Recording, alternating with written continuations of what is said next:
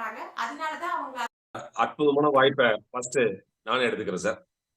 உண்மையாலுமே அஹ், ரொம்ப அருமையா இருந்துச்சு. ஆக்சுவலி எவ்வளவோ வீடியோஸ் நம்ம கேட்டிருக்கிறோம், எத்தனையோ வீடியோஸ் நாமளும் ப்ரொசீட் பண்ணிருக்கிறோம்.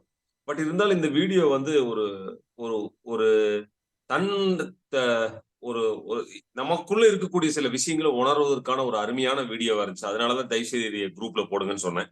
உண்மையிலுமே இதெல்லாம் லைஃப்ல தேவை சார். ஆக்சுவலி உண்மையிலுமே காலையில அருணகிரி சார் எல்லாம் வந்து ஈரோடு பாத்தீங்கன்னா அவ்வளவு பெரிய மனிதன்.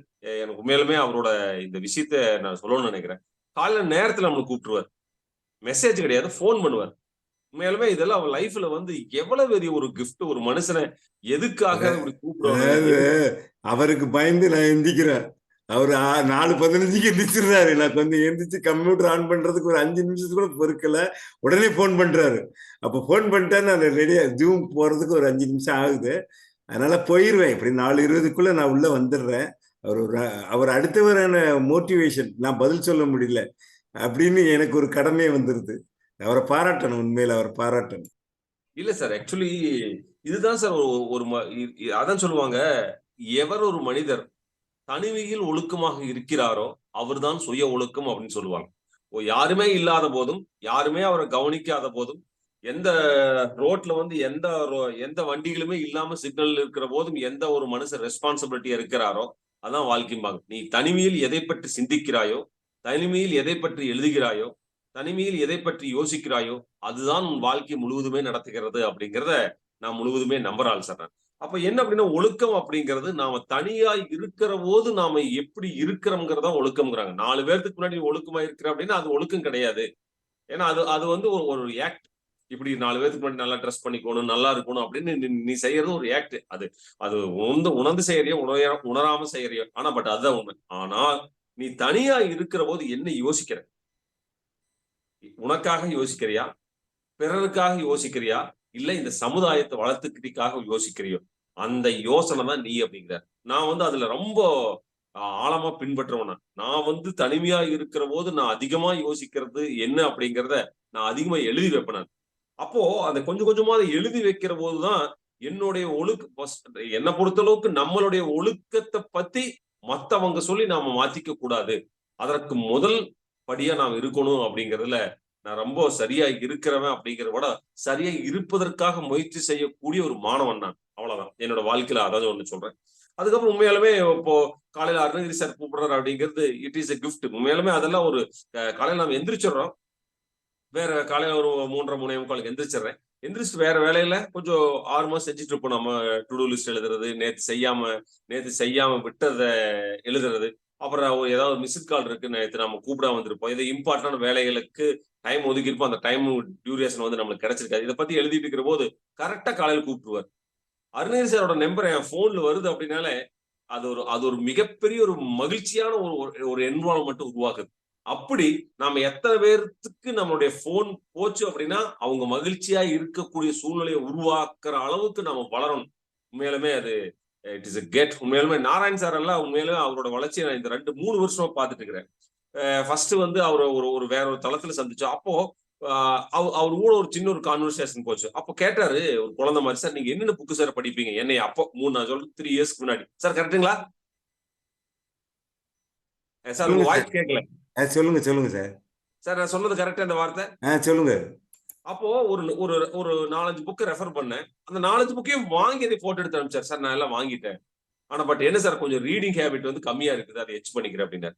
உண்மையாலுமே நம்மளுடைய வாழ்க்கை அப்படிங்கிறது நம்ம அடுத்தவங்களுக்காக வாழ்ற போது இருக்கக்கூடிய மகிழ்ச்சி நமக்காக வாழ்ற போது இல்லைங்க. நான் அதை மனசார உணர்ந்தேன். எப்போ நம்மளால முடிஞ்ச உதவிகளை மற்றவங்களுக்கு செய்யறோமோ அப்ப கிடைக்கக்கூடிய அந்த சுய இன்பம் இருக்குது.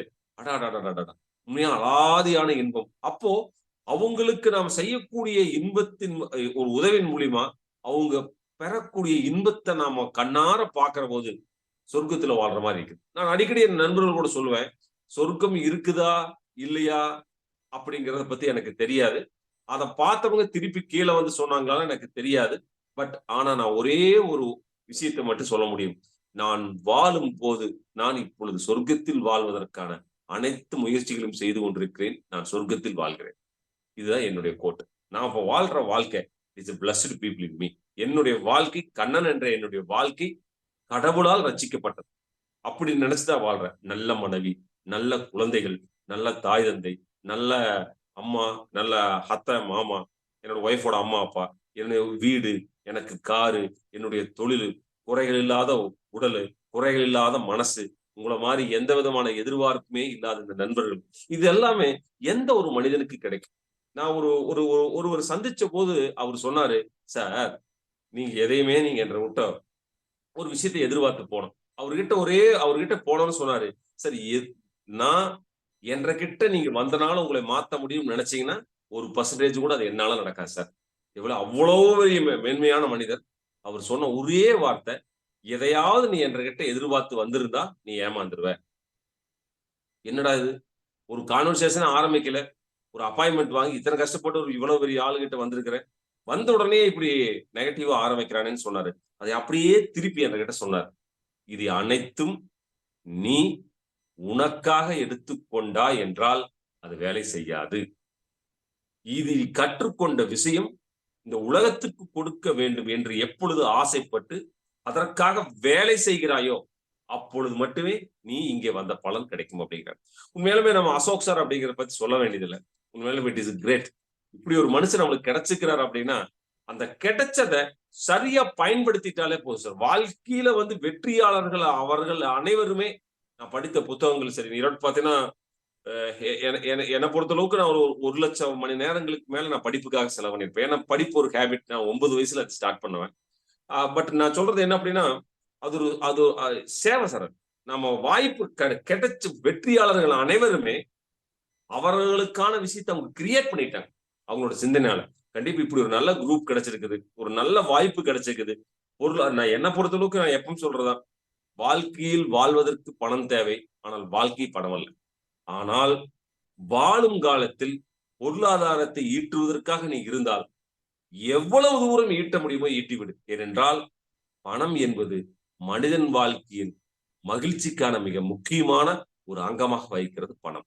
ஆனால் அந்த பணத்தை சம்பாதிப்பதற்காக நீ ஓடும்போது, உன்னை சுற்றி இருப்பவர்களும் உடனே அழைத்துச் சென்று அது உறவா இருந்தாலும் சரி, எதுவா இருந்தாலும் சரி, அதுலயும் கூட்டிட்டு போய் அந்த வெற்றி இடத்துக்கு அடைஞ்சு ஒண்ணு. குடும்பத்துக்குன்னு வந்துட்டீங்கன்னா, இந்த பணம் சம்பாதிக்கும் போது உன்னுடைய குடும்பம் உன்னிடத்தில் இருந்து எதார்த்தமாக எதிர்பார்ப்பது அவர்களுக்கான நேரத்தை கொடுத்து விடுன்னு சொல்லுவேன்.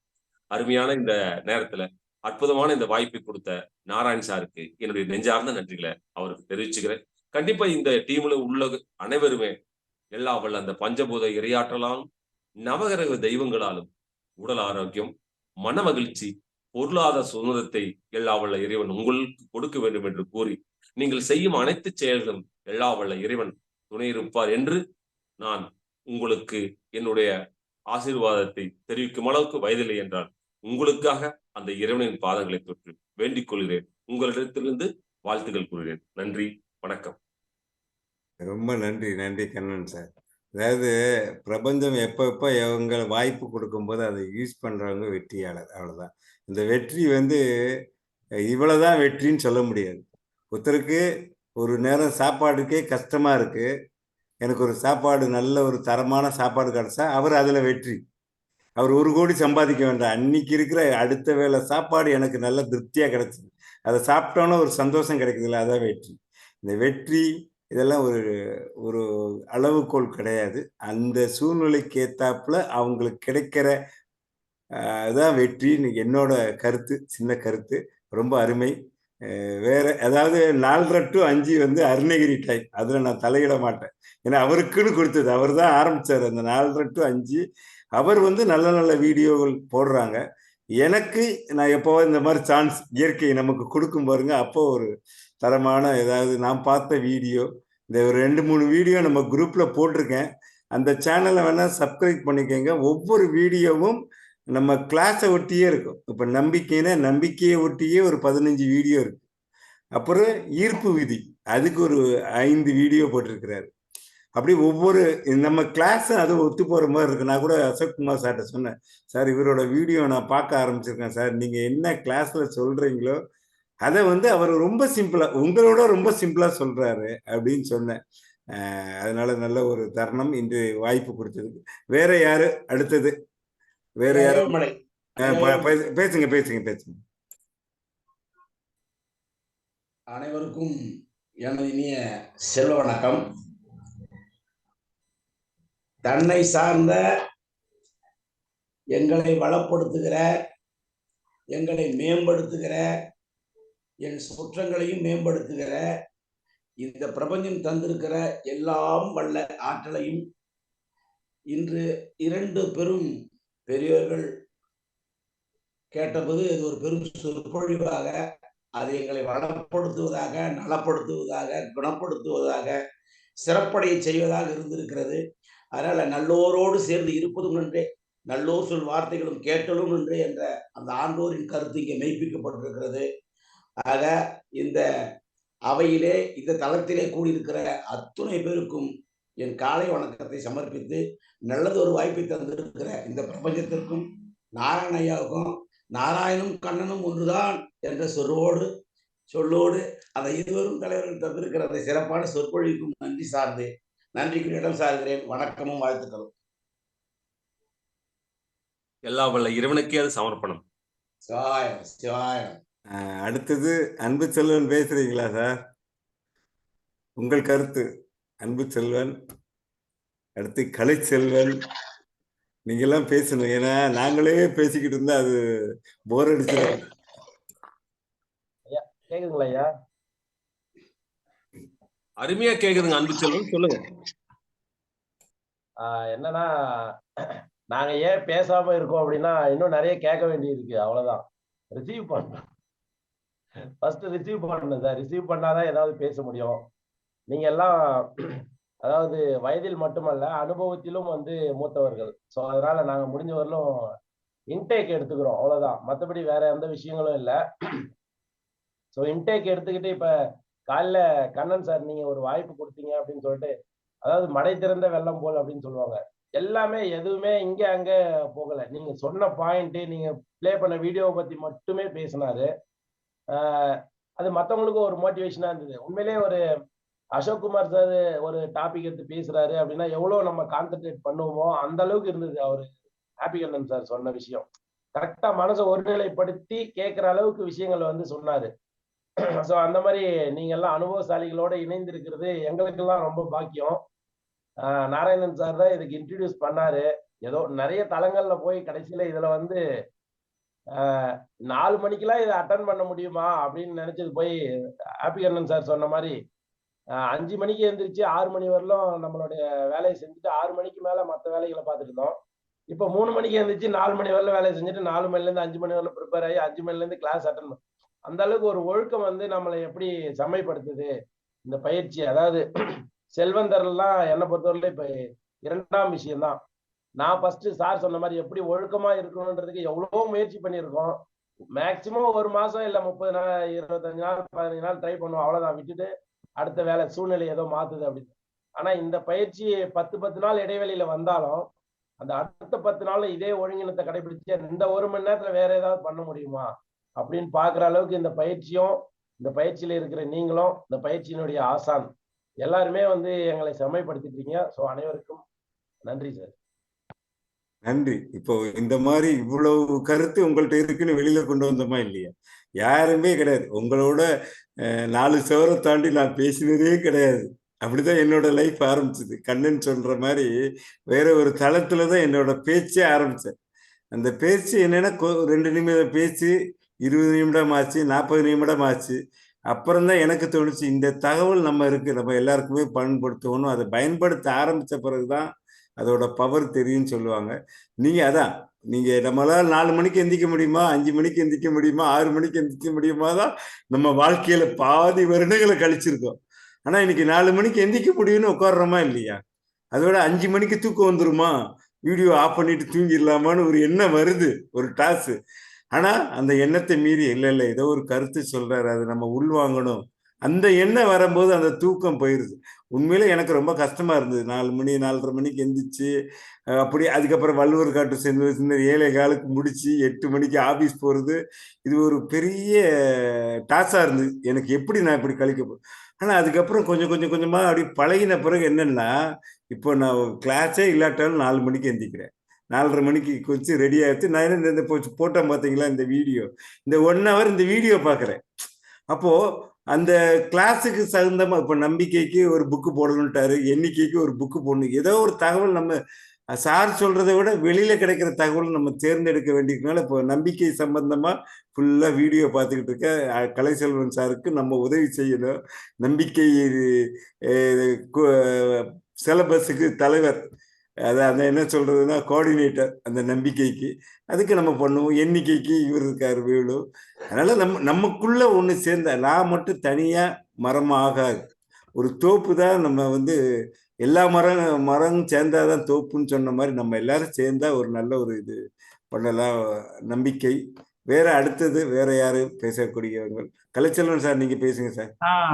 வாய்ப்புக்கு உங்களோட ப்ராஜெக்ட் ஒர்க் எவ்வளவு இருக்கு, என்ன வேணும், என்ன ஹெல்ப் நம்ம குரூப்ல கேளுங்க, உங்களுக்கு ஹெல்ப் பண்ணுவோம். எல்லாம் கலந்து சொல்லிடுறேன். 2 நாள் விடுப்பு எடுத்துட்டேன். அதுக்கு காரணத்தையும் சொல்லிடணும். சொன்னாதான் எனக்கு திருப்தியா இருக்கும் போல இருக்கு. இன்னைக்கு சாரு நம்மளையெல்லாம் பேச விட்டுட்டு அங்க உட்காந்து கேட்டுக்கிட்டு இருப்பாருன்னு நினைக்கிறேன்.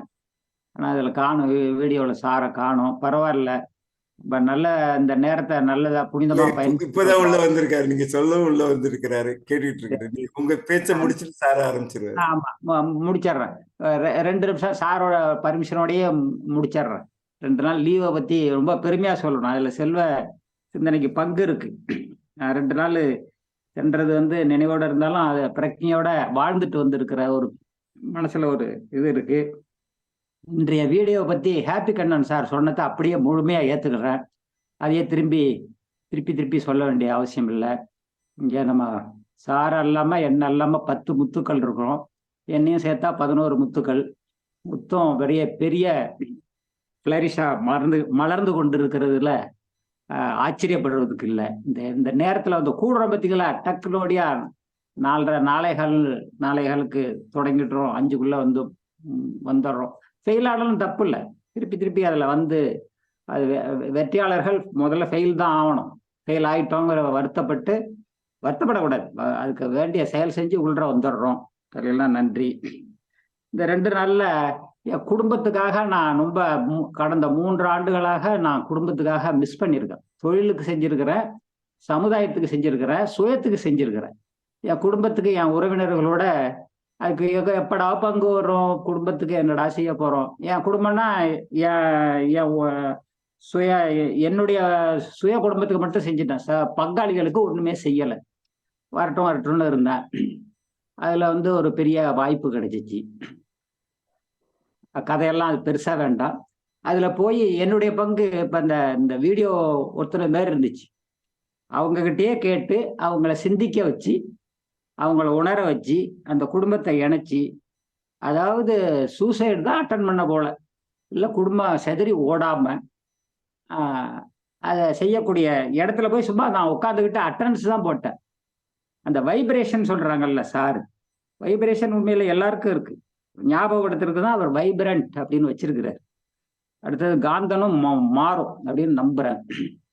அது போய் அந்த இடத்துல உட்காந்து அவங்களே சிந்திக்க வச்சு, நீ பேசுப்பா, நான் உதவி செய்ய வந்த ஆளு ஒரு சின்ன ஆளு தான்ப்பான்னு சொல்லி, இப்போ இந்த வீடியோ அதில் கனெக்ட் ஆகுது. சுயமா அப்படியே உட்காந்துக்கிட்டு பார்க்கல அந்த எனர்ஜி எல்லாம் கிடைக்குதுங்கிறது நல்லா தெரியுது. செஞ்சிக்க வச்சு, அவங்களே பேச வச்சு, முடிவெடுக்க வச்சு, எல்லாம் உடஞ்சி கூட்டி வைத்த ஒரு சூழ்நிலை 2 நாளா கிடைச்சிச்சு. ஒரு நல்ல காரியம், எங்கள் அண்ணன் பேத்திக்கு திருமண அமைப்புக்காக அங்கே போய் உட்காரையில பல உறவினர்களை பார்த்து கலந்து பழகையில செல்வ சிந்தனையோட இருந்துட்டு வர்ற ஒரு பிரக்ஞை கிடைச்சிச்சு.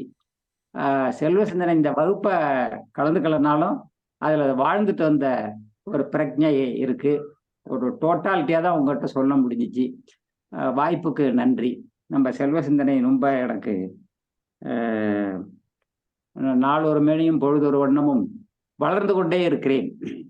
அதில் நேற்று ராமர் கோயில் நிகழ்ச்சியெல்லாம் கூட தாண்டின ஏதோ ஒன்று என் உள்ள நடந்த மாதிரி ஒரு உற்சாகமான மகிழ்ச்சி எனக்கு எங்கள் குடும்பத்தோடு இருந்துட்டு வந்ததில் ஒரு பெரிய மகிழ்ச்சியாக இருந்துச்சு. செல்வ சிந்தனை ரொம்ப உதவியாக இருந்தது என்று ஒரு சுருக்கமான வெளிப்பாடுடன் நிறைவு செய்து கொள்கிறேன். வாய்ப்புக்கு நன்றி. நன்றி சார். நான் ஒரே ஒரு வார்த்தை கேட்டேன், 2 நாள் லீவ் போட்டுன்னு சொன்னீங்க. அது செல்வ சிந்தனையோட பெரிய சிந்தனையா நீங்க அந்த செயலை செஞ்சிருக்கீங்கன்னு நினைக்கிறேன். பரவாயில்ல. அதுதான், அதாவது நம்ம ஒரு இடத்துல கத்துக்கிறோம், அதை கத்துன்றதை அப்படியே விட்டுக்காம அதை செயல்படுத்துறோம் பார்த்தீங்களா? அதுதான் இப்போ நான் கூப்பிடலாமா, நாராயண சாரை கூப்பிடலாமா, உதவிக்கலாமான்னு நினைச்சு பார்த்துட்டு நம்ம நம்ம மூலமா அந்த இயற்கை என்னதான் நடக்குதுன்னு பார்ப்போம். எங்கேயாவது தோத்துன்னா ஒண்ணும் இல்லை, நீங்களும் இருக்காங்க கவலைப்படாதீங்க அப்படின்னு சொல்லையில அந்த நம்பிக்கையினுடைய ஒரு ஒரு ஜிவ்வு கிடைக்கும் அப்படின்லாம் மனசுக்குள்ள வச்சிருந்தேன். யாரையும் உங்களை எல்லாம் அது கூப்பிடக்கூடாதுன்னு இல்லை, கூப்பிடாமலே அது நடக்குதான்னு பார்த்தேன். நல்லபடியா நடந்து ரொம்ப மகிழ்ச்சி, கிராட்டிடியூடா அமைஞ்சிச்சு. ஓகே ஓகே அதுதான் அது நம்மளோட தனி மனித ஒழுக்கம். கண்ணன் சொன்ன வார்த்தையை நான் அக்செப்ட் பண்ணிக்கிறேன். அதாவது அதை கடைப்பிடிக்கணும். அதாவது 4 பேர் முன்னாடி மட்டும் நான் நல்லவனா இருக்கிறத விட முதல்ல என் மனசாட்சிக்கு நான் நல்லவனா இருக்கணும். நீ வேற யாருக்கும் நீங்க முதல்ல நல்லவனா இருக்க வேண்டாம். உன் மனசாட்சி இப்படி போற, இது கரெக்டு அப்படின்னு நீ சுய ஒழுக்கமா இருந்து பழகிட்டா இன்னொரு 4 பேர் முன்னாடி போய் தனியா அது ஒரு டிராமா போட வேண்டாம். அந்த டிராமாவே அங்கேயும் நடத்திடலாம். அதுதான் உண்மையான வாழ்க்கை. இப்ப நான் எப்படின்னா கோவப்பட்டாலும் சரி நேரையே கோவப்படுவேன். சார் இது செய்யறது தப்பும்பேன்.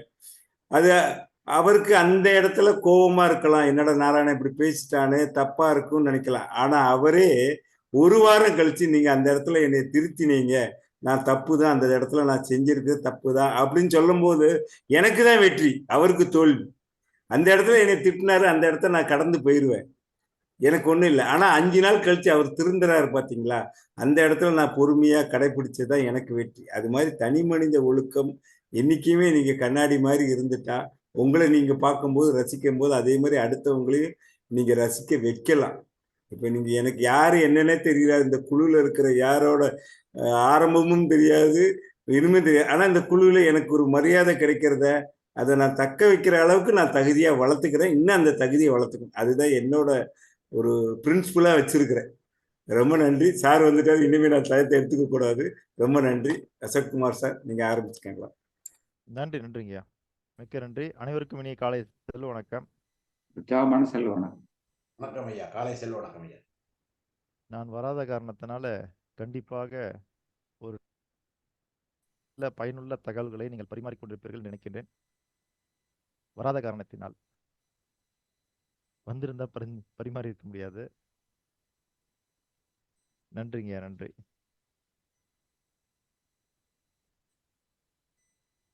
ஏதேனும் கேள்விகள் இருக்கிறதா? ஏதேனும் ஐயம் இருக்கிறதா?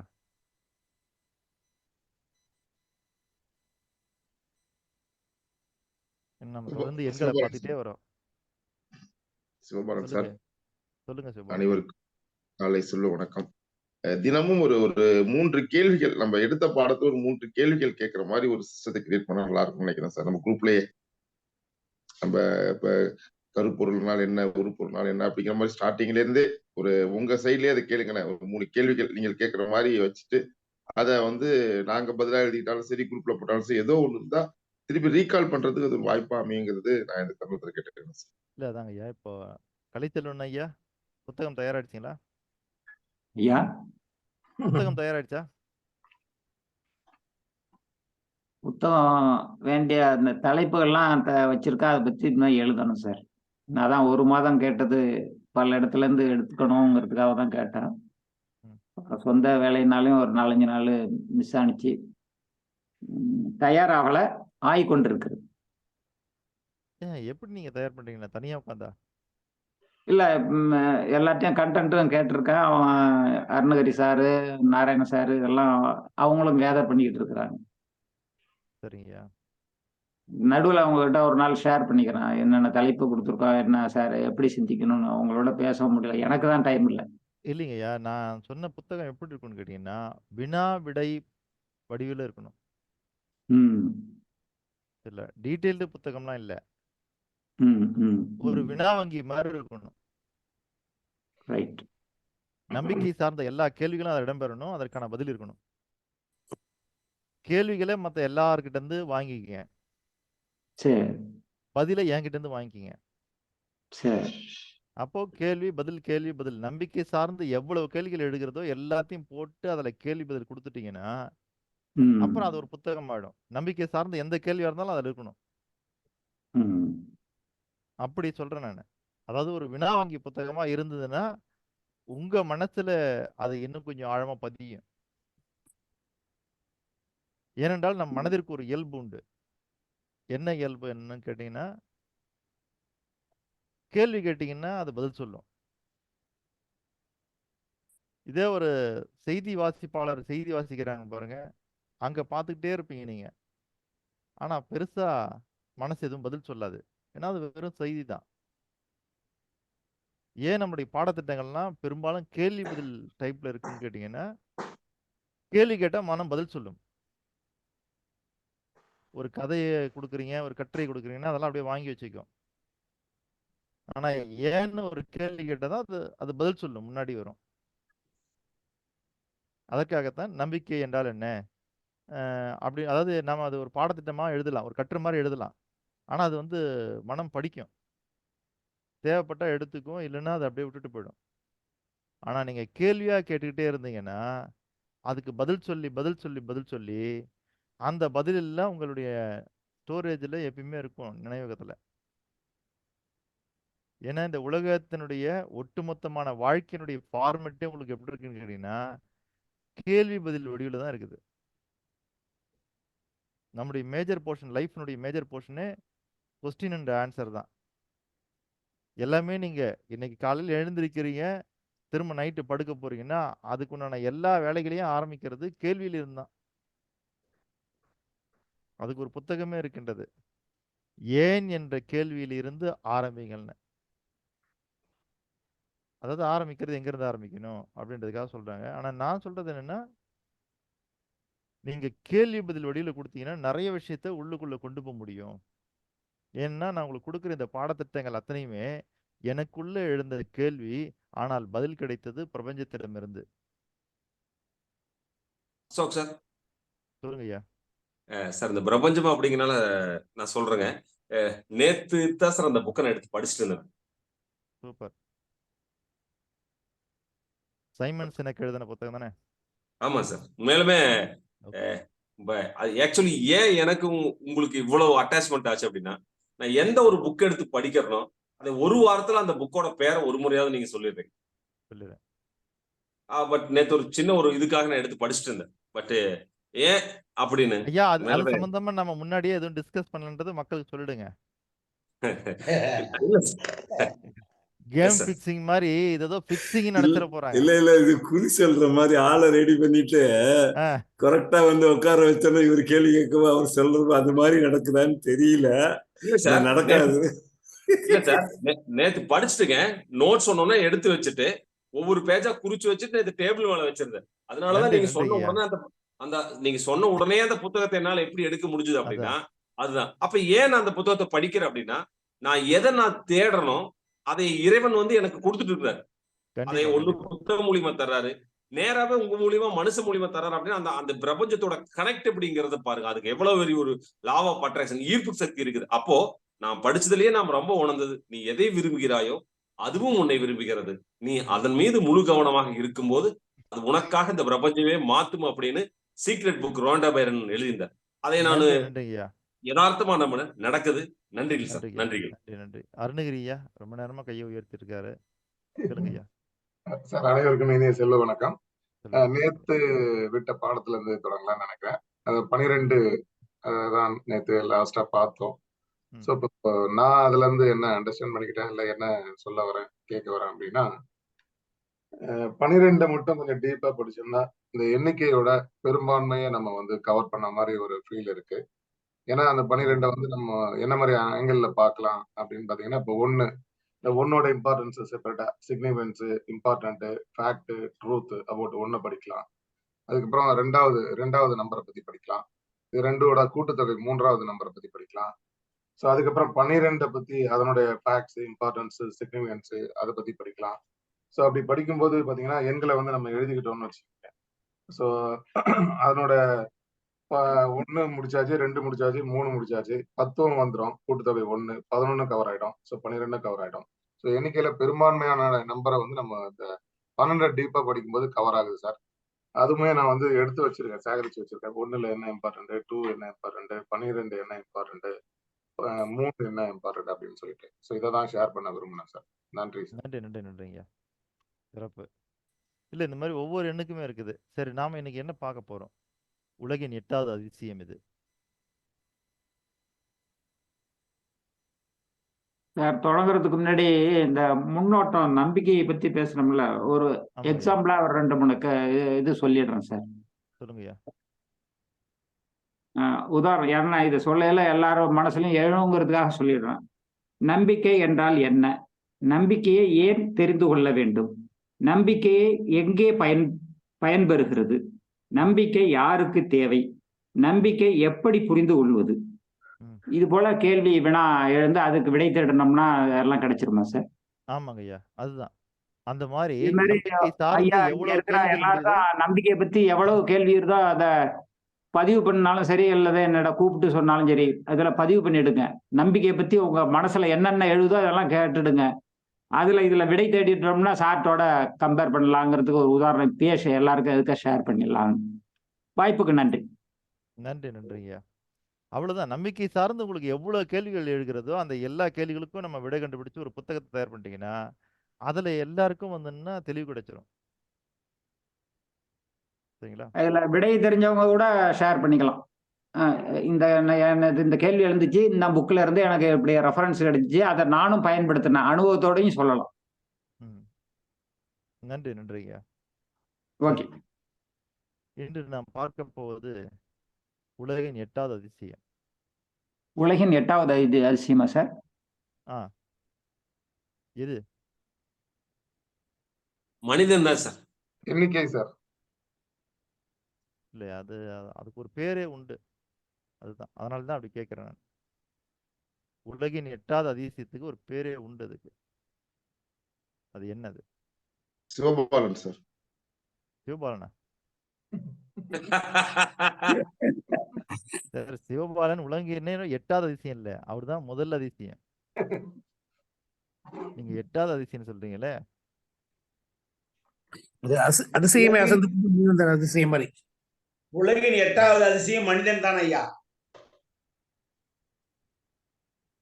இல்ல இல்ல இல்ல, அதாவது இதை நீங்க வந்து நெட்ல தேடினீங்கன்னா டப்புன்னு அந்த வார்த்தை வந்து நிக்கும். அதுக்காக சொல்றேன் நானு. விக்கிபீடியா அவரு கிட்டத்தட்ட வந்துட்டாரு. ஆனா அது எக்ஸாக்டா அது இல்ல. உலகினுடைய 8வது அதிசயம் என்னன்னா கூட்டு விளைவு, காம்பவுண்டிங் எஃபெக்ட். இதுதான் உலகத்தினுடைய 8வது அதிசயமாக கூறப்படுகிறது.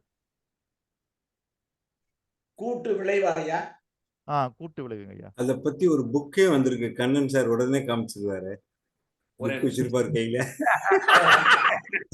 அதாவது விக்கிமீடியா வந்து அருணகிரினா, புத்தக மீடியா வந்து கண்ணன் சார். நீங்க எந்த தலைப்பு கொடுத்தாலும் அதுக்கு ஒரு தலைப்பு. ஏன்னா அவர் சொன்னார் பாத்தீங்களா, நீங்க வர்றதுக்கு முன்னாடி அவர் சொன்னாரு, நாராயணன் சார் எனக்கு ஒரு 4 புக்கு வேணும்னு சொன்னோன்னே அந்த 4 புக்கோட அதை போட்டோ எடுத்து அனுப்பியிருந்தாரு. அந்த 4 புக்கும் ஆர்டர் கொடுத்து நான் வாங்கி படிக்க ஆரம்பிச்சேன். அப்போ அவர்கிட்ட தான் நினைச்சேன், இனிமே ஏதாவது புக்கு ரெஃபரன்ஸ் வேணும்னு அவரை பார்க்கணும். ஒரு லைப்ரரியனா நான் படிச்சிருக்கேன், கோர்ஸ் படிச்சிருக்கேன், எந்த இடத்துல எப்படி புக்கணும், கோடிங் இருக்கு. அது வந்து நம்ம தமிழ்நாட்டுக்காரர் ரெங்கநாதன் அவர் தான் டெவலப் பண்ணாரு. அவர் பேர்ல ரிசர்ச் இன்ஸ்டியூட் இருக்கு. அது மாதிரி அடுத்த ரெங்கநாதன் அவரை பெயர் சுட்டலாம், கண்ணன். அந்த அளவுக்கு புக்ஸ் பின்னாடி வச்சிருக்கிறாரு. நீங்க சொன்ன மாதிரி 3000 5000 தெரியல எனக்கு எண்ணிக்கை. ஆனா ஒரு தலைப்பு சொன்னா, இப்ப சொன்ன பாத்தீங்களா, ஏன் எதற்குன்னு நீங்க சொன்னீங்க, உடனே புக் எடுத்து காமிச்சிட்டாரு. அந்த மாதிரி நம்ம குரூப்ல யாரும் இல்லை, அதை ஒத்துக்க வேண்டிய விஷயம்.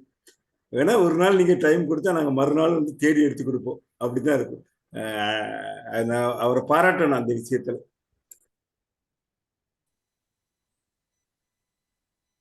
சரி, கூட்டு விளைவு. கூட்டு விளைவு பத்தி தெரிஞ்சவங்க சொல்லுங்க.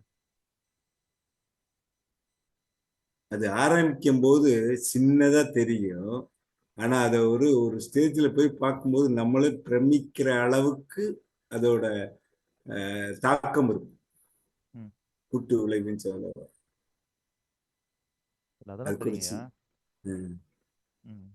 அதுக்கு ஒரு சின்ன உதாரணம் கூட என்னன்னா, நம்ம பணக்கார சாமி வெங்கடாஜலபதி இருக்கிறார். அவர் ஒரே ஒரு கண்டிஷன்ல போய் கடன் வாங்கிட்டார். அது என்ன கண்டிஷன்னா, இன்னைக்கு 1 ரூபாய் நான் கடன் வாங்கியிருக்கேன், நாளைக்கு 1 கொடுக்கணும், நாளை கழிச்சு 4 கொடுக்கணும். இப்படி ஒரு கணக்குல அவர் கடன் வாங்கிட்டாரு. அது என்ன இன்னைக்கு கல்யாணம் முடிக்கிறதுக்காண்டி வாங்கிட்டாருன்னு நினைக்கிறேன். அது ஒரு கதை, அது புனைப்பட்ட கதையா என்னன்னு தெரியல.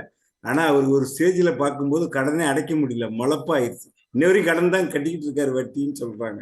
அதுதான் கூட்டு விளைவோட ஒரு தத்துவம்னு நினைக்கிறேன். நன்றிங்க. கூட்டு விளைவு, காம்பவுண்டிங் எஃபெக்ட். இதுக்கு எப்படி ஒரு கதை சொல்லுவாங்கன்னு கேட்டிங்கன்னா, இப்போ நம்ம எப்படி லாக்டவுன்ல மாட்டினோமோ அந்த மாதிரி முன்னொரு காலத்துல ராஜா ஒருத்தர் லாக்டவுன்ல மாட்டிக்கிறாரு. கதை தான் இது. அப்படி ராஜா வந்து லாக்டவுன்ல மாட்டின பிறகு அவரு சொல்றாரு, நம்ம வெளியெல்லாம் போய் விளையாட முடியலையே, அதனால நாம இருந்த இடத்துல இருந்து ஏதாவது விளையாடணுமே, என்ன பண்றதுன்னு கேட்கிறாரு. அதனால பல பேர் உட்காந்து புதுசா கேம் கண்டுபிடிக்கிறாங்க. ஒரு நல்ல கேம் கண்டுபிடிக்கிறவங்களுக்கு அவங்க என்ன கேம் கண்டுபிடிக்கிறாங்களோ அதை பொறுத்து அவங்களுக்கு ஒரு நல்ல தக்க சன்மானம் வழங்கப்படும் அப்படின்ற மாதிரி கேட்குறாங்க. பல பேர் பல கேம் கொண்டு வராங்க. ராஜாக்கு அதெல்லாம் பிடிக்கல. ஒரு ஏழை என்ன பண்றாருன்னா, ரொம்ப பசியில் இருக்கிறாரு, எப்பயுமே பசியிலே இருக்கிறாரு. சரி, இப்படி கண்டுபிடிச்சு கொடுத்தாதான் நம்மளுடைய வறுமையை போக்கிக்கலாம் அப்படின்றதுக்காக ஒரு கேம் கண்டுபிடிச்சு கொண்டு போறார் ராஜா கிட்ட. ராஜா கேட்குறாரு, எந்த மாதிரியான கேம்னு. ராஜா, நீங்க எங்கேயுமே நகர வேண்டியதில்லை, ஒரே இடத்துல உட்காந்துருந்தீங்கன்னா போதும், அந்த ஒரே இடத்துல இருந்து நீங்க ஆடுற மாதிரியான ஒரு கேம் கண்டுபிடிச்சிருக்கேன் அப்படின்னு. அதுக்கு என்ன பேருனா சதுரங்கம். சும்மா நீங்க கட்டம் போட்டு அதில் வச்சு விளையாடினீங்கன்னா போதும்னு அவருக்கு முதல்ல செஸ் கேமை அவர் அறிமுகப்படுத்துறாரு. ராஜாவும் விளையாடி பார்க்குறாரு, ரொம்ப பிடிச்சி போச்சு ராஜாவுக்கு. ஆஹா, நாம் இது வரைக்கும் பலவிதமான கேம் வந்துன்னா ஓடி ஆடி உடம்பே களைச்சி போகிற அளவுக்கு எல்லாம் விளையாடுவோம், ஆனால் இது ரொம்ப அற்புதமாக இருக்குது, ஒரே இடத்துல உட்காந்து விளையாடுற மாதிரி இருக்குது அப்படின்ட்டு ராஜாவுக்கு ரொம்ப சந்தோஷம், ஏற்றுக்கிறார். உனக்கு என்ன வேணும் கேளுன்னு.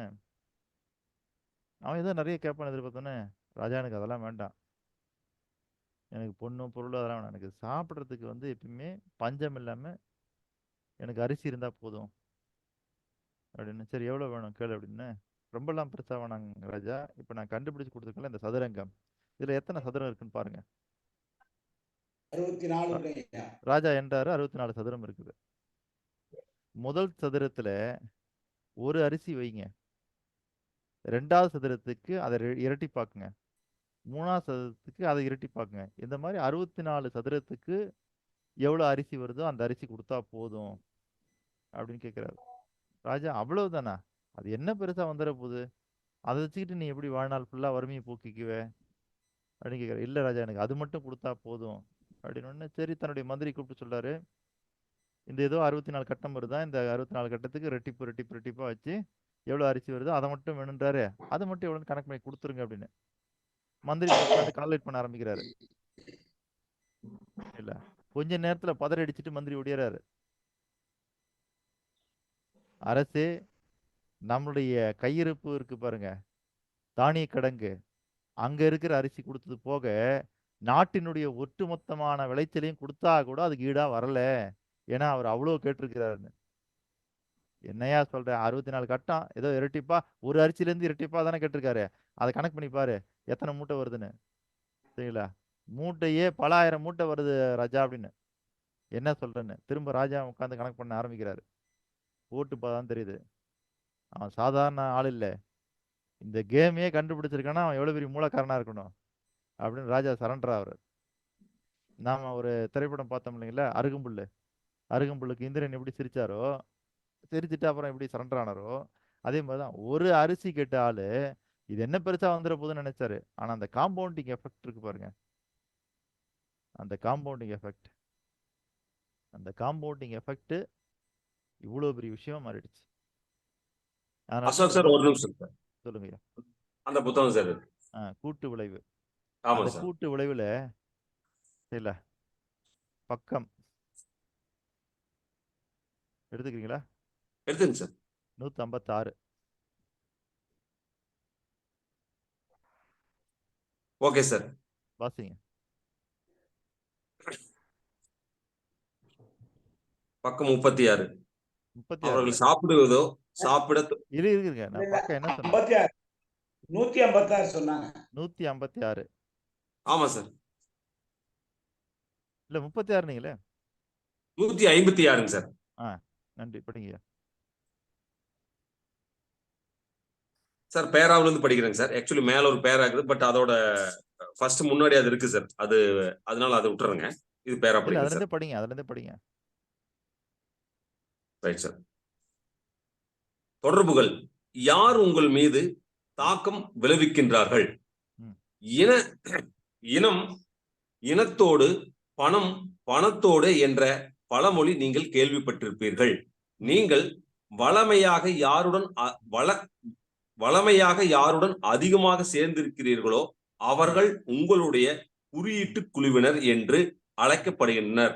ஹார்வர்டு பல்கலைக்கழகத்தைச் சேர்ந்த உளவியலாளர் டேவிட் மார்க்லிலேண்ட் உங்களுடைய வாழ்க்கையின் வெற்றி தோல்வியை நிர்ணயிப்பதில் உங்களுடைய குறியீட்டு குழுவின் 95% பங்களிக்கிறது என்று குறிப்பிடுகிறார். உங்களுடைய நேரத்தின் பெரும்பகுதியை நீங்கள் யாருடன் செலவிடுகிறீர்கள்? நீங்கள் வியந்து நோக்குகின்ற மனிதர்கள் யார்? இந்த 2 குழுவினரும் ஒன்றுதானே? அப்படி இல்லையெனில், ஏனெனில் நாம் எந்த 5 நபர்கள் சவகாசம் வைத்திருக்கிறோமோ அந்த 5 மனிதர்களின் சராசரியாக நாம் ஆகிவிடுகிறோம் என்று ஜிம் ரான் கூறுகிறார்.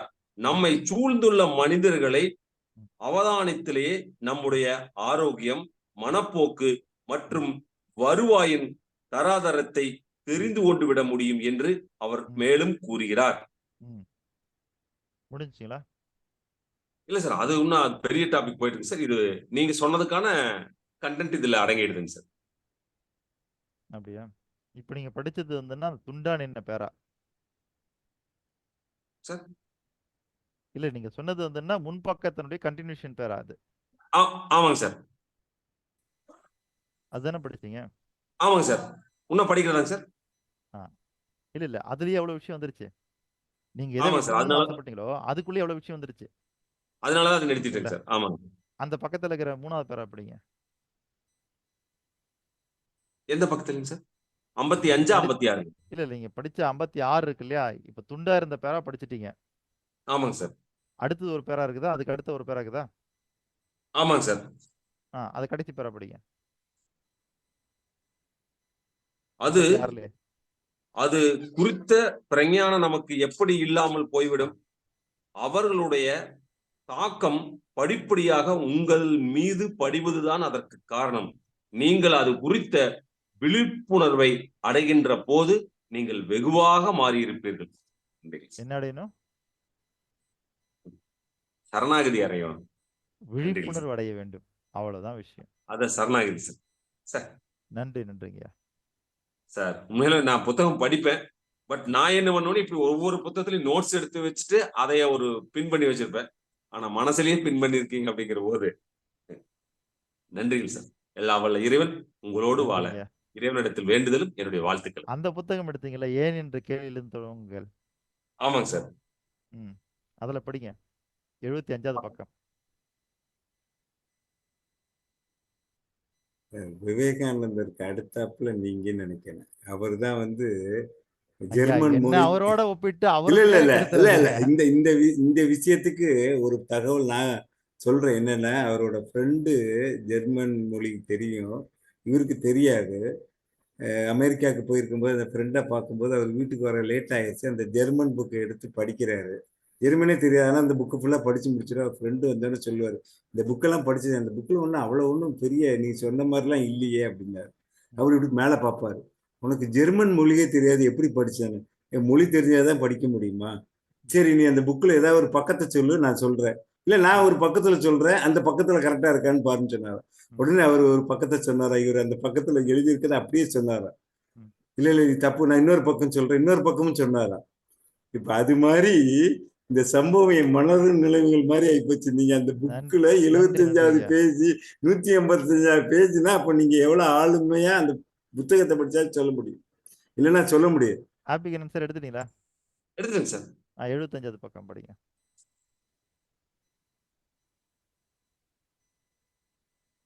25வது பக்கம் சார். 25 அது எப்படி நான் சொல்ற நம்பர் எல்லாம் உங்ககிட்ட தப்பு தப்பாவே கேக்குது? 75 sir 75 75 okay 70 sir. Okay sir.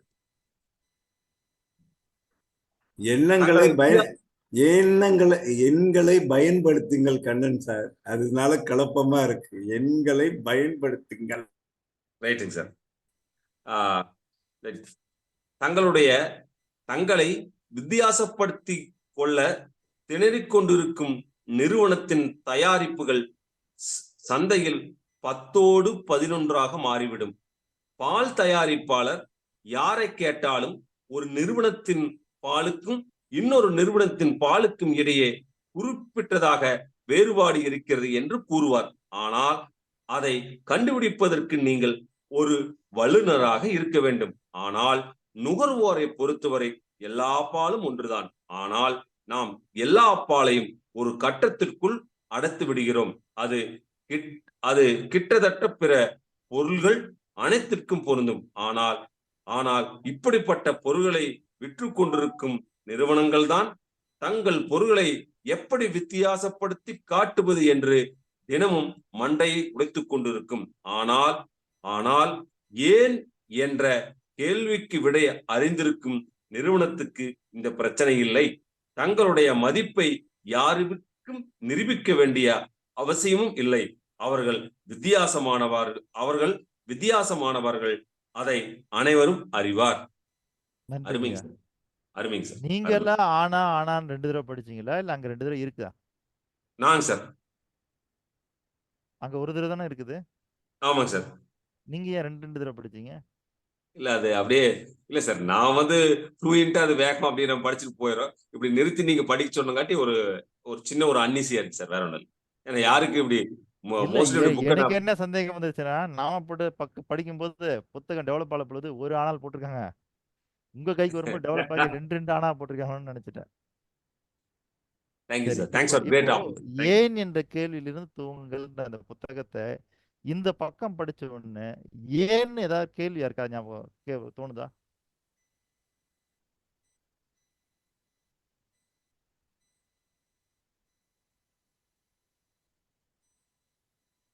எனக்கு என்ன தோணுன்னா, யார் எதை சொன்னாலும் அப்படியே அக்செப்ட் பண்ணக்கூடாது.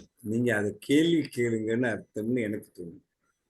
இல்ல கேள்வி கேட்டு விஷயம் என்னன்னு கேட்டீங்கன்னா, அந்த பக்கத்துல ஆனால்ன்ற வார்த்தை நிறைய முறை வரும். சரிங்களா? அண்ணா கிட்ட கேட்டாங்க, ஆனால்ன்ற வார்த்தையை வச்சு ஆரம்பிக்க முடியுமான்னு. பிகாஸ்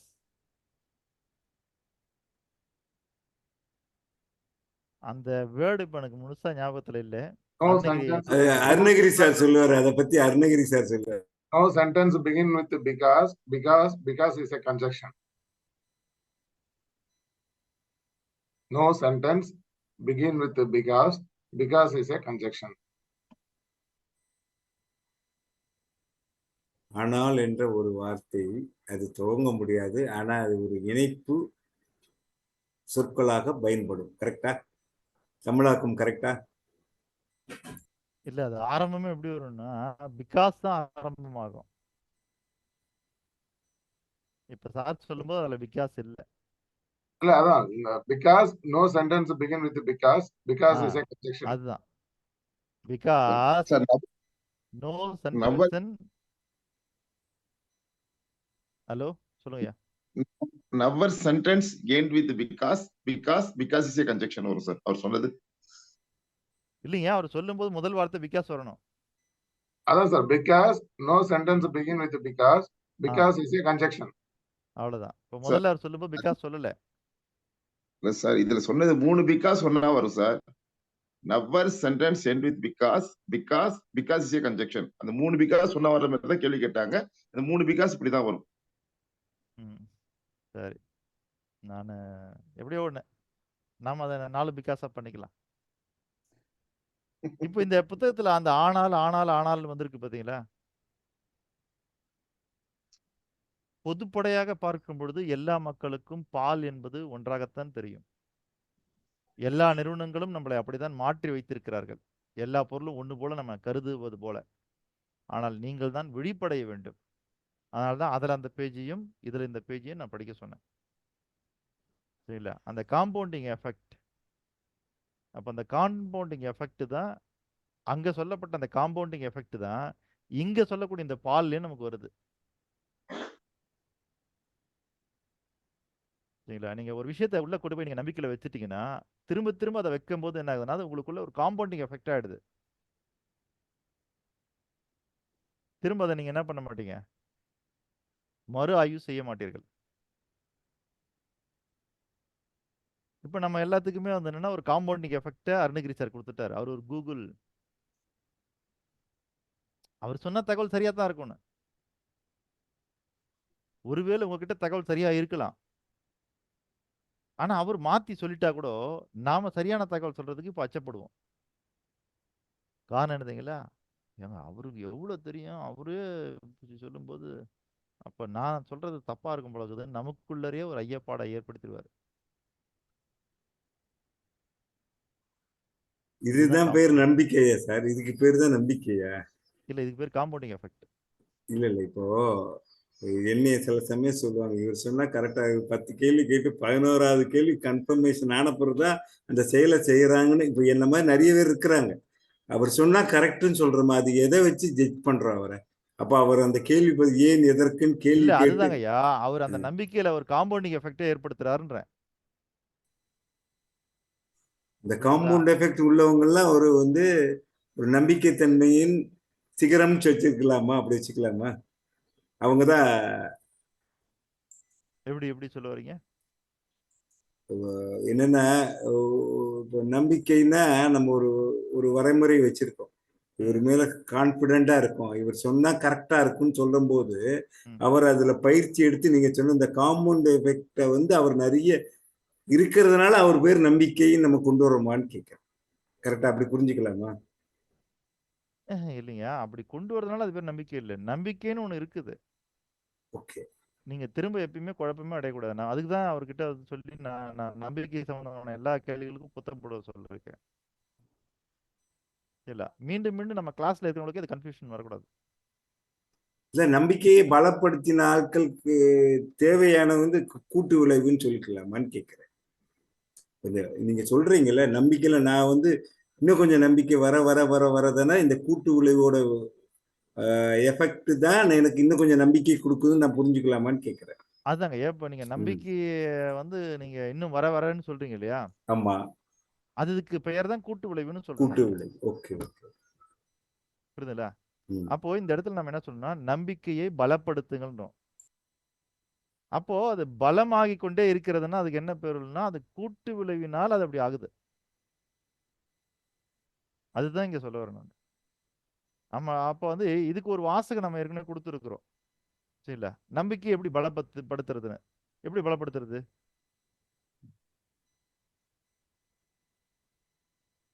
நம்பிக்கையை பலப்படுத்துன்னு சொல்லிட்டோம். எண்ணிக்கை விரிவடையும் போது நம்பிக்கை பலப்படுகிறது. புரியுதுங்களா நாராயணன் சார்? ஃபர்ஸ்ட் ஸ்டார்டிங் நம்பிக்கை தான். ஃபர்ஸ்ட் ஸ்டார்டிங் நம்பிக்கை தான்.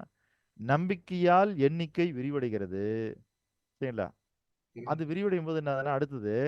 எண்ணிக்கையால் நம்பிக்கை பலப்படுகிறது. அப்போ இந்த எண்ணிக்கையால் விரிவடைய அந்த எண்ணிக்கை விரிவடையுது இல்லைங்களா? அந்த விரிவடைதலுக்கு என்ன பேருனா கூட்டு விளைவுன்னு பேரு.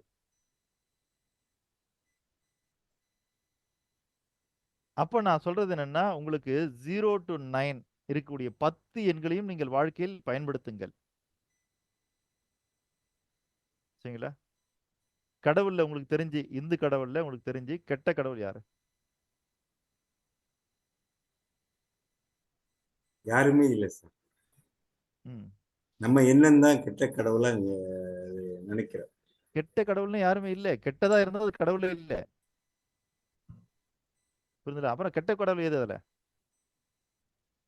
அன்புல நல்ல அன்பு கெட்ட அன்பு இருக்குதா? கெட்டு போச்சுன்னா அது அன்பே கிடையாது. அப்ப அதுல என்ன கெட்ட அன்பு? நம்ம புரிஞ்சுக்கிறதுக்காக சில பேர் சொல்லுவாங்க போலியான அன்புன்னு. போலியா இருந்தா அது பேர் அன்பே கிடையாது. அப்புறம் அதுல என்ன போலி அன்பு? அந்த மாதிரிதான் இதெல்லாம். அப்போ இந்த இடத்துல நாம் பார்ப்பது, அப்போ எல்லா எண்களுக்குமே சக்தி உண்டு. ஆனா இப்போ நாம என்ன பண்ண போறோம்னு கேட்டீங்கன்னா, இந்த 10 எண்கள்ல உங்களுக்கு விருப்பமான ஒரு எண்ணை தேர்வு செய்யுங்கள். இப்போ நீங்க நேமாலஜிக்கோ நியூமராலஜிக்கோ போனீங்கன்னா அவங்க இந்த கணக்கு அந்த கணக்கு அந்த கணக்கெல்லாம் போட்டு அவங்க என்ன பண்ணுவாங்கன்னா இந்த நம்பர் தான் உங்களுக்கு ராசியான நம்பர்னு கையில் கொடுத்து அனுப்பிச்சிருவாங்க. நான் அப்படி சொல்லல. நான் எப்படி சொல்றேன்னா, உங்களுக்கு விருப்பமான உங்க மனசுல நீங்க பெருசா மதிக்கக்கூடிய, உங்களுக்கு ஆச்சரியப்படுத்தக்கூடிய, உங்களுக்கு மிகப்பெரிய பலம் சேர்க்கக்கூடிய எண் எதுவோ அந்த ஒற்றை எண்ணை தேர்வு செய்யுங்கள். புரியுதுங்களா? சார் என்னுடைய பிறந்தநாள் 9 அதைவே நான் தேர்வு செய்யலாமா சார்? தேர்வு செய்யலாம். அப்போ இந்த 10 எண்கள்ல நீங்க என்ன செய்யணும்னு கேட்டீங்கன்னா, 10 எண்கள்ல என்ன செய்யணும் அப்படின்னு கேட்டீங்கன்னா, அந்த தேர்ந்தெடுத்த எண் இருக்கு பாருங்க, அது உங்களுடைய வாழ்க்கையில் எந்த ஒரு இடத்திலையும் தொய்வை தரக்கூடாது. நான் 9 செலக்ட் பண்ணதுக்கு பதிலா 4ஆம் நம்பரை செலக்ட் பண்ணிருக்கலாம் போலக்குது அப்படிங்கிற எண்ணம் வராத அளவுக்கு, மாற்று கருத்து வராத அளவுக்கு எப்பயுமே உங்க மனசுல ஸ்ட்ராங்கா இருக்கக்கூடிய ஒரு எண்ணை பற்றி கொள்ளுங்கள்.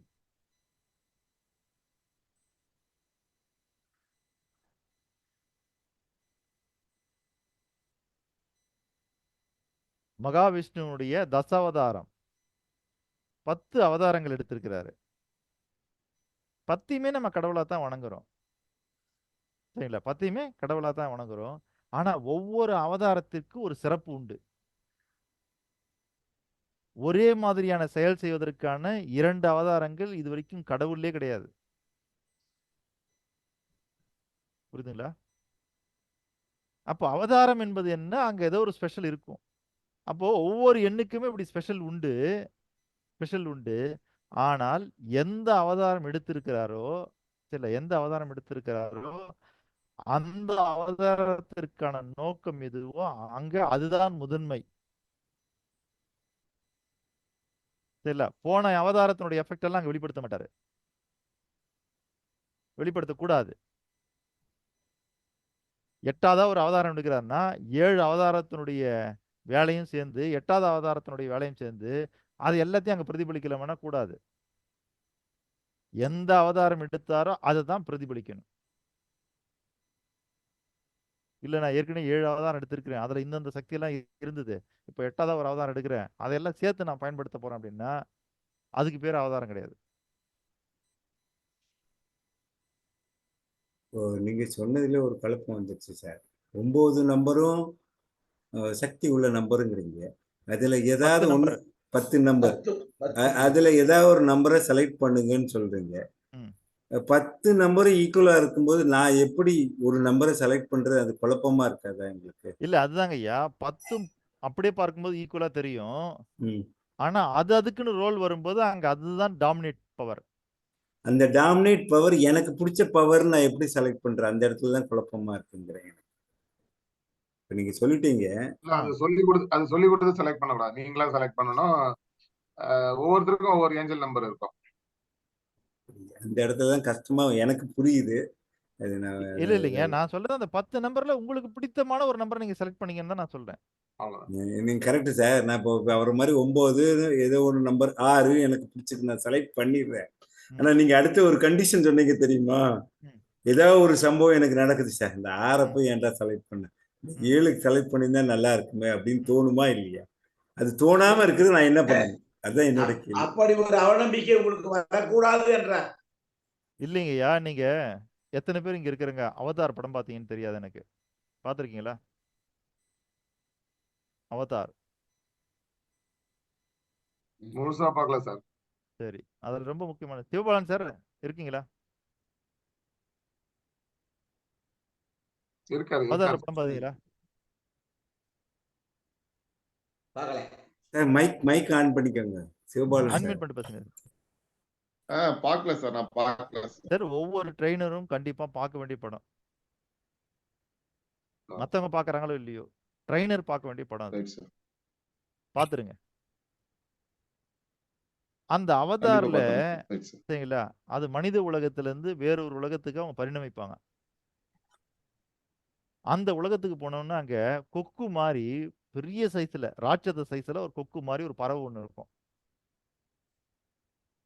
சரிங்களா? இவங்களுக்கு ஒரு குடுமி மாதிரி ஒண்ணு தொங்கும். அதே மாதிரி அதுக்கு ஒரு குடுமி மாதிரி ஒண்ணு தொங்கும். அதை கனெக்ட் பண்ற காட்சி யாரா பார்த்திருக்கீங்களா? பார்த்திருக்கீங்களா? ஹாப்பி கேனன் சார், அதை விவரிங்களேன்.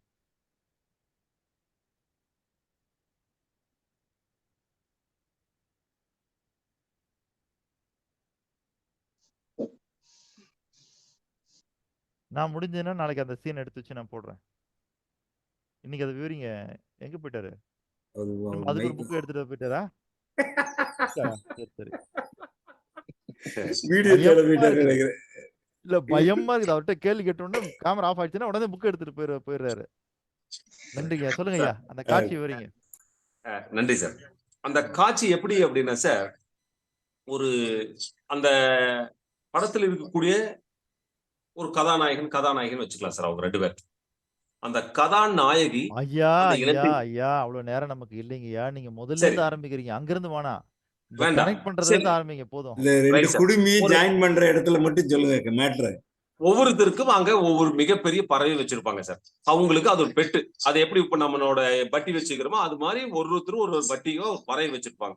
ஆனா அந்த பறவை கூட எப்படி சேருவாங்க அப்படின்னா, அவங்களோட உணர்வுகளை அந்த பறவைக்குள்ள மெர்ஜ் பண்ற போது அந்த பறவையுமே இவரும் பட்டி ஆயிருவாங்க. அந்த பறவை இவருக்காகவே எல்லாம் செய்ய ஆரம்பிச்சிடும். தன் உசுரையும் கூட கொடுக்கு. அப்படி என்ன அப்படின்னா, ஒரு மலையோட உச்சிக்கு போய் ஒரு பறவைய பார்ப்பான். கதாநாயகி ஒரு பெரிய பறவையை பார்ப்பான். இவன் சொல்லுவான் அந்த அந்த பறவையோட அதுக்கும் வந்து காதல் அந்த பின்னாடி ஒரு குடும்பம் அதோட சக்திகள் வந்து எண்டாக ஒரு இடம் இருக்கு. உன்னோட அந்த குடுமையை அது 2யும் கொண்டு இணைச்சவன் அது இணைஞ்சது. அப்போ உனக்குள்ள இருக்கக்கூடிய எண்ணங்கள் வந்து அந்த பறவைக்குள்ள டிரான்ஸ்ஃபர் ஆயிரு. அதோட சக்திகள் உனக்கு கிடைக்கும். உன்னோட சக்திகள் உனக்கு அதுக்கு கிடைக்கும் அப்படிங்கிற ஒரு டிரான்ஸ்ஃபர் தான் சார் அது. அப்போ அவன் அந்த பறவையை பிடிச்சி இவன் அதை இணைக்கிறதுக்கு ரொம்ப கஷ்டப்படுவாங்க. பட் அது கதாநாயகனாச்சு அதை கடைசியில ஜெயிச்சிருவாங்க. அந்த அந்த பறவை வந்து இவருக்கு அடிமையாயிரும் சார். அது 2 இணைக்கிற சீன் தான் சார். தேங்க்யூ நன்றி சார். நன்றிங்க. அதுல முக்கியமா பார்க்க வேண்டிய விஷயம் என்னன்னா, அந்த அவதார்ன்ற அந்த உலகத்துல ஒவ்வொரு மனிதனுக்கும் கூட அந்த பறவை இருக்கணும். அதை செலக்ட் பண்ணி ஆகணும். ஏன்னா அதுதான் அவனுக்கு எங்கேயாவது போகக்கூடியதுக்கான டிரான்ஸ்போர்ட்டிங் ப்ளஸ் வந்துன்னா அவன் கூடவே இருந்து எல்லா வகையான வேலைகளையும் செய்யறது, காப்பாத்துறது அப்படின்னு எல்லா இடத்துலையுமே கூட இருக்கிறது அந்த ஒரு பறவை. அது இல்லாம யாரும் அங்க இருக்க மாட்டாங்க. அப்ப அங்க வந்து என்ன குழந்தையா இருக்கிறவங்க வளர்ந்து முடிச்ச உடனே எப்படி நம்ம எஜுகேஷன் முடிச்ச உடனே ஒரு வேலையை கையில் எடுத்துக்கிறோமோ அந்த மாதிரி ஒரு பறவையை எடுத்துக்கணும். ஆனா அது எப்படி போய் செலக்ட் பண்ணணும்னு கேட்டீங்கன்னா, அது அங்கங்க மலைப்பாங்கான இடத்துல ஆயிரக்கணக்கில் இருக்கும். அந்த இடத்துல இறங்கி சரிங்களா, நம்மளுடைய அதிர்வுகளும் அதனுடைய அதிர்வும் மேட்ச் ஆகிற மாதிரி ஒன்று வந்து நம்ம முன்னாடி நிற்கும் சண்டை போடுறதுக்கு தயாரா. எப்படி நிற்கும்? சண்டை போடுறதுக்கு தயாரா நிற்கும். அது கூட போராடணும். அது உங்க உயிரியே கூட கொன்னுடலாம். உங்க 2 பேருக்கு நடுவில் நடக்கிற போராட்டத்துல உங்க உயிரை கூட அது கொன்னுடும். அந்த அளவுக்கு அது சக்தி வாய்ந்தது. அது கூட சண்டை போட்டு போராடி அதை சமாளிச்சு ஜெயிச்சு அதனுடைய கேபிளையும் உங்க கேபிளையும் சேர்த்து இணைக்கணும். இணைச்சிட்டீங்கன்னா நீங்க வின்னர். சரிங்களா? அப்படி நீங்க வின்னர் ஆயிட்டீங்க அப்படின்னா அந்த பறவை காலத்திற்கும் உங்களுக்கு அடிமை. சரிங்களா? உயிரை எடுக்கிற அளவுக்கு கூட போராடிச்சோ அது காலத்துக்கும் உயிரை உங்ககிட்ட இருந்து எடுக்காம பாத்துக்கிறதுக்கான ஒரு மருடம். அதுக்கு பிறகு உங்களை யாரும் தொட முடியாது. அந்த பறவை உயிரோடு இருக்கிற வரைக்கும். புரியுதுங்களா? இந்த இடத்துல எது உயிரை காப்பாத்துறதுக்காக காலம் ஃபுல்லா கூட வருதோ அது உங்க உயிரையே எடுக்க செய்யும். அந்த மாதிரி நீங்க எந்த எண்ணை செலக்ட் பண்றீங்களோ சரிங்களா, அந்த எண்ணம் இந்த நிகழ்ச்சி முடிஞ்ச உடனே உங்களுக்கு ராசி இல்லாத எண்ணம் அமைகிற மாதிரி அது ஒரு நிகழ்வை நிகழ்த்தும். ஐயோ இப்போதான் நான் 6ஆம் நம்பரை செலக்ட் பண்ணேன் அப்படின்னு நாராயண ஐயா எடுத்துக்கிட்டு வெளியில போன உடனே சரிங்களா, நம்ம 6ஆம் நம்பர் கடைக்கு தான் போகணும்னு நினைப்பாரு. அங்கதான் ஒருத்தன் வந்து குறுக்குல முட்டுவான். ஐயோ 6ஆம் நம்பருக்கு போகணும்னு நினைச்ச உடனே நமக்கு ஒரு முட்டு விழுந்துருச்சே அப்படின்னு தோணும். அந்த மாதிரி இந்த எண் எப்படி நம்ம கிட்ட விளையாடும்னு கேட்டீங்கன்னா, நீங்க ஒரு எண்ணை ஸ்ட்ராங்கா எடுக்கிறதுக்கு முன்னாடி அது நம்ம கிட்ட நிறைய விளையாடும். தெரியல, அதிர்ஷ்டம் இல்லாத துரதிர்ஷ்டமாக அது நம்ம கிட்ட விளையாடும். அதெல்லாம் பார்த்து பயந்து அதை விட்டுடக்கூடாது. அதையெல்லாம் தாண்டி நீங்க ஏதாவது ஒரு எண்ணை பிடிச்சுக்கிட்டீங்க அப்படின்னா உங்களுக்காக அது ஒரு எண் வாழ்க்கை முழுதும் செயல்பட ஆரம்பிச்சிடும். ஐயா நம்ம இந்த நம்பர் எடுத்துங்க, அந்த நம்பர் எடுத்துங்கலாம் சொல்ல வரல. அதாவது 3, 6, 9 என்பது ஆளும் எண்கள். சரிங்களா? மற்றதெல்லாம் ஆளுமைக்கு உட்பட்ட எண்கள். நீங்க கரெக்டா 3, 6, 9ல தான் ஒன்று செலக்ட் பண்ணுமான்னா இல்லை. உங்க மனசுக்கு தோணும். என்ன உங்க மனசுக்கு அதுதான் நம்ம சொல்லுவோம் இல்லையா, உள்ளுணர்வு சொல்லுச்சுன்னு. அந்த உள்ளுணர்வு சொல்லும் இந்த நம்பர் உனக்கு மேட்சா இருக்குன்னு. புரியுங்களா? அந்த மேட்ச் எதுன்னு பார்த்து கண்டுபிடிங்க. இதை நான் கூட உங்களுக்கு சொல்ல முடியும். நான் வந்து இப்படி ஒன்று எடுத்துக்கன்னு தான் சொல்ல முடியும்.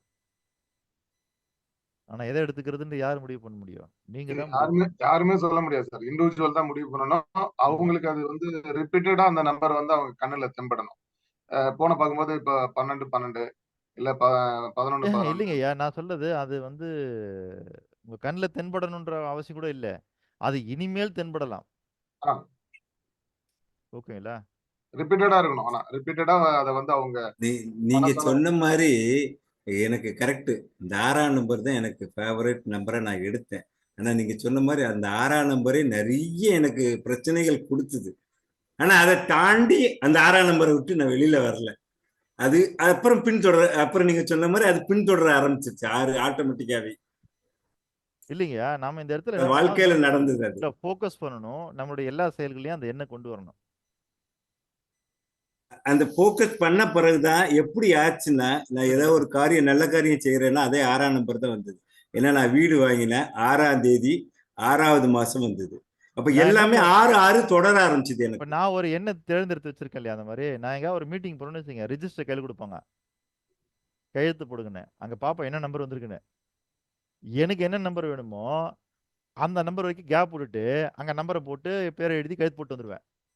சார் கேப் விடாம போடுங்க சார். கேப் விட்டுருக்கேன் பாருங்க, அதுல வேற ஐட்டம் வாங்கிக்கங்க.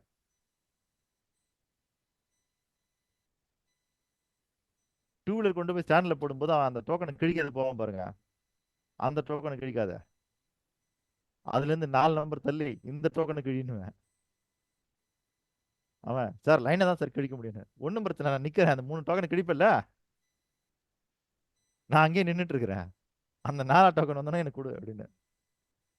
எதுக்கு சொல்ல வரேன்னா, நாம அந்த எப்போ நீங்க நம்பர் கான்சியஸ்குள்ள வந்துட்டீங்களோ அந்த குறிப்பிட்ட எண்ணை எடுத்து நீங்க பயன்படுத்த அது என்ன ஆகுன்னா உங்களுடைய லைஃப்ல அது காம்பவுண்டிங் எஃபெக்டா மாற ஆரம்பிச்சிடும். சரிங்களா? உங்களுக்கு இயற்கையாகவே அது என்ன நடக்கும்னா, எங்க பார்த்தாலும் அது அப்படியே அமையும் உங்களுக்கு. நீங்க கண்ணை மூடிட்டு அந்த நம்பரை அப்புறம் செலக்ட் பண்ண ஆரம்பிச்சிடலாம். புரியுதுங்களா? இந்த ஜோதிடர்கள், இந்த கிளி ஜோசியம் பார்க்குறவங்க, கைரேகை பார்க்குறவங்க, அவங்க எல்லாம் என்ன பண்ணாங்கன்னா ஒரு குறிப்பிட்ட பேட்டர்னை டிசைன் பண்ணி வச்சுக்கிறாங்க. சரிங்களா? அந்த பேட்டர்ன்லாம் ஒரு நம்பர்ல இருக்கும். நீங்க கை நீட்டுறீங்க, குறி பார்க்குறாங்க அப்படின்னா அந்த ரேகை எங்க வளையுதோ, சரிங்களா, அதுக்காக அவன் பேட்டர்ன் டிசைன் பண்ணி வச்சுக்காம பாருங்க. இந்த இடத்துல ரேகை வளைஞ்சுன்னா இந்த பேட்டர்ன், அதை எடுத்து அப்படியே படிச்சாங்கன்னா போதும், அது அப்படியே உங்க வாழ்க்கையில பொருந்தும். ஆமா ஆமா நீங்க சொல்ற மாதிரியே தான் நடந்துச்சு. சரி, இன்னைக்கு நான் பார்க்குற சீரியல் இருக்குல்ல, சீரியல், அதை பல பேர் உட்காந்து ஆர்வமா பார்க்குறாங்களே, என்ன காரணம்? எல்லாரும் எல்லா நாடகத்தையும் பார்க்குறாங்களா? எல்லாரும் எல்லா நாடகத்தையும் பார்க்கறதில்ல. ஆனா ஒரு சில நாடகத்துல முடிக்கிறாங்களே, ஏன்? இந்த டைமிங்கா சார்? அந்த இல்ல டைம்ல சார், போடுறது. இல்ல இல்ல, அதை நீங்க ரொம்ப நல்லா கவனிச்சீங்கன்னா தெரியும். நம்ம எல்லாருடைய வாழ்க்கை முறையும் இருக்கு இல்லையா, உலகத்துல எல்லாருடைய வாழ்க்கை முறையும் பார்க்கறதுக்கு வேற வேற மாதிரி இருக்கலாம் பொதுவா பார்க்கும்போது.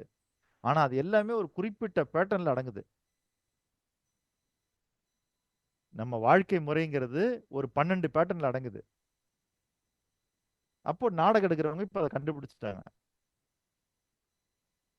புரியுதுல்ல? அந்த 12 பேட்டர்ன்ல எந்த பேட்டர்ன்ல எடுத்தாலும் அந்த பேட்டர்ன் வாழ்க்கை முறையில் இருக்கிறவங்க அந்த பேட்டர்னோட பிடிச்சுக்குவாங்க அந்த நாடகத்தை. அடடா, இது நம்ம லைஃப் மாதிரி இருக்குது அப்படின்னு.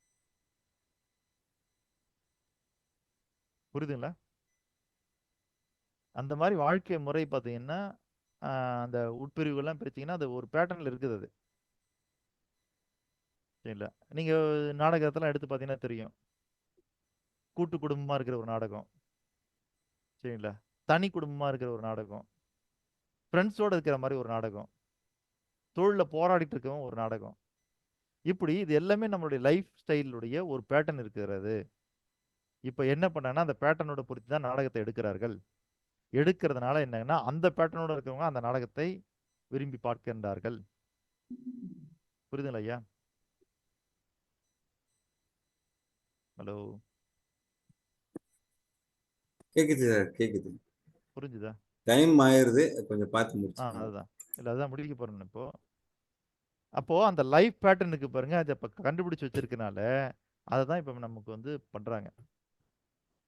சரிங்களா? இப்போ பிக் பாஸ்னு ஒரு நிகழ்ச்சி நடக்குது இல்லையா, நம்ம பார்க்குறோம்.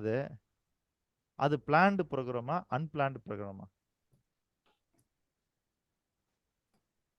Planned program sir. Planted sir planned unplanned sir, planned unplanned. ஆம் இல்லைன்னு சொல்லு, ஆம் என்றால் இல்லை என்று சொல்லி இல்ல பதில் இல்ல, சொல்லக்கூடாது. ப்ரோக்ராம் நடத்துறது பிளான் பண்ணியாச்சு, ப்ரோக்ராமுக்குள்ள பார்ட்டிசிபென்ட் விட்டாச்சு, அங்க நடக்கிற நிகழ்வுகள் அன்பிளான்டு. அப்புறம் இடையில வந்து பிளான்டு பேட்டர்ன்ல போகும். இல்ல அதுதாங்க, இல்ல உள்ள இருக்கிறது எல்லாமே பிளான்டு தான். எல்லாருமே இந்த மாதிரி கேள்வி எடுக்கணும், ஸ்கிரிப்ட் எடுத்து கொடுத்து இந்த மாதிரி தான் நடிக்கணும்னு சொல்றாங்க. அதை மீறிலாம் அங்க நடிக்கவே முடியாது. நடிச்சா அடுத்த வாரம் நீங்க வெளியில வந்துருவீங்க. அதாவது அந்த நிகழ்ச்சி எப்படி நடக்குதுன்னு கேட்டீங்கன்னா, அவங்களுக்கு அது பிளான்டு, வியூவர்ஸுக்கு அது அன்பிளான்டு. புரியுதுங்களா? எதற்காக அப்படி நிகழ்ச்சிகள் எடுக்கப்படுகிறது என்றால், அப்பதான் உங்களை உணர்வுபூர்வமா அங்க கொந்தளிக்க வைக்க முடியும். ஏன்னா ஒரு திரைப்படம் என்றால் அல்லது வேற மாதிரியான கதை என்ன உங்களுக்கு நல்லா தெரியும்.